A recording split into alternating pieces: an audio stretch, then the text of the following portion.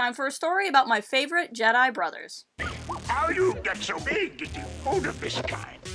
Hello, and thank you for joining me today. I'm going to be reviewing the Choose Your Destiny book, the third Choose Your Destiny book, An Anakin and Obi-Wan Adventure. This book is, as before, written by Cavan Scott, with illustrations by Elsa Chartier. Like other installments in the series, this is a Choose Your Own Adventure book. Of course, Choose Your Destiny, because it's a little bit more Star Wars-y. But if you're unfamiliar with what this is, you read this book from the perspective of Anakin, and at various points you'll be asked to choose what happens next. You'll hop over to a different page and discover that you chose wisely or poorly, either by being told that this is the end of the story, or by receiving a new set of choice options. The previous installments were a Han and Chewie adventure and a Luke and Leia adventure. I've loved all three of these installments. If you want to see my reviews on the first two, you can go ahead and click here. But I have to say I'm a little bit biased towards this one being my favorite. I am a prequel trilogy kid. The Jedi, especially the Jedi of the prequel trilogy, are my favorite characters.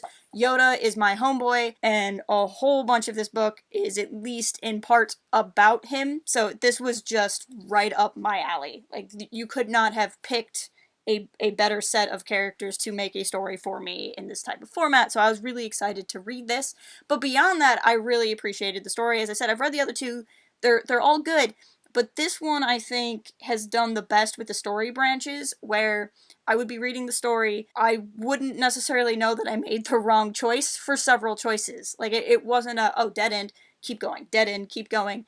It was very much, it felt very flushed out. It felt like I could have that suspense of not knowing if I did the right thing right away. And I really liked that kind of anticipation and build-up where I would continue on in the story and then have to kind of find my way all the ways back. I also really like there would be whole side sections that wouldn't end to a dead end. They would actually loop you right around to where the correct choice would have taken you to begin with. I don't know, I just think this one has had the best structure and the best format of the three books, which, I mean, makes sense. It is the third one. I would assume that these would get better as they go. That is only a good thing. So I am happy to see that the series is continuing to grow within itself. I think that's very strong. As I said, the other installments in the series are about Han and Chewie and Luke and Leia, so those are all original trilogy stories, where this is a prequel trilogy story. Even then, all three stories are standalone. You don't necessarily have to read them in any particular order, so if there's a particular pair of characters there that speaks more to you or sounds more interesting, by all means jump into the series anywhere.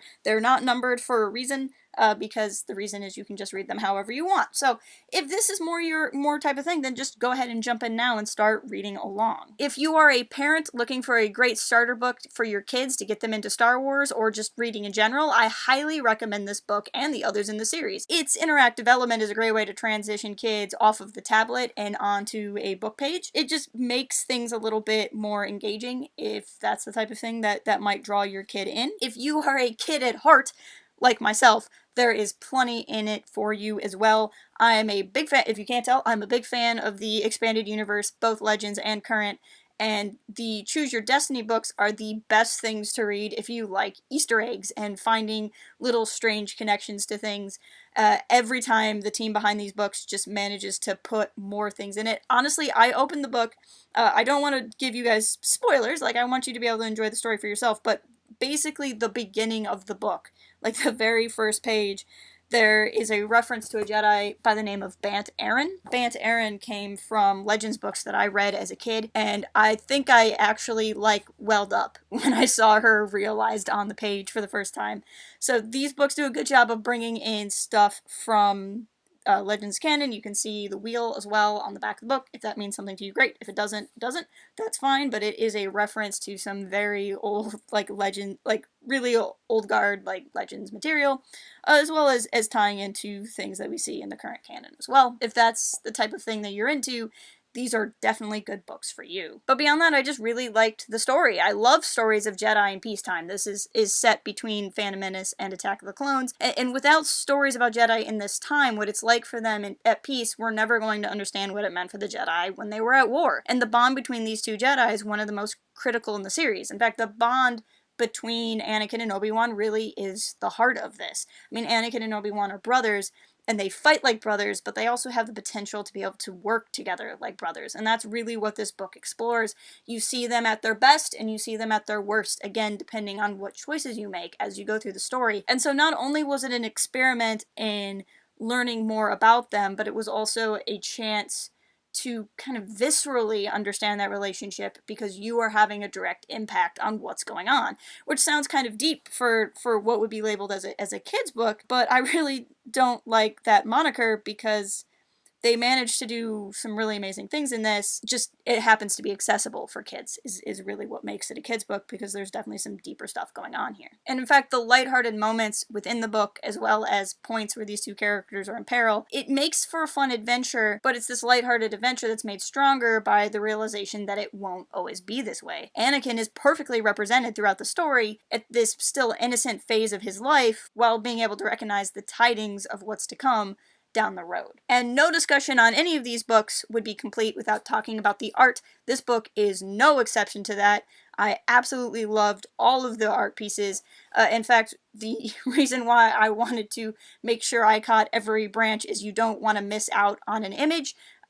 Going a couple more pages and getting a picture of what's going on is almost like a little reward for continuing on with the story. The art is absolutely stunning. The way it's drawn really captures motion on a still page. Like, every picture is conveying some sort of action moment or action scene or some sort of very cinematic emotion, and the art style is able to capture that really well, and the big bold colors just really bring the pages to life. That's another reason in of itself to get this book, to be honest, is if you like Anakin and Obi-Wan and you just want more depictions of these characters, you really can't go wrong by picking this book up. But that is my thoughts on Choose Your Destiny and Anakin and Obi-Wan Adventure. Have you read it? What are your thoughts? Have you read anything else in the series? I'd love to hear from you, what you guys know of these books.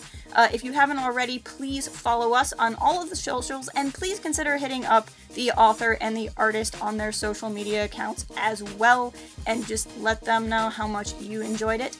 And until next time, keep it real and fly casual. Cooking can be fun!